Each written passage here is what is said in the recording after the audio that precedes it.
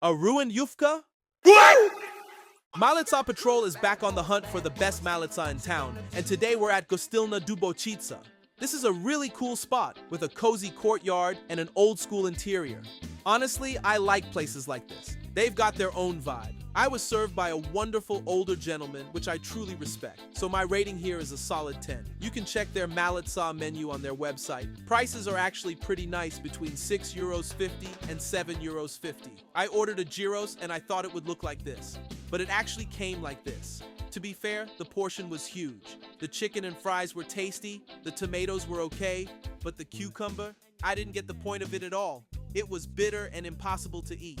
And one more thing, if you're serving gyros like this, maybe mention it's on a plate. Some customers might not be too happy with what they get under the name gyros. So my rating for the Malica is 6, and the final score for Gostilni Dubočica is 8.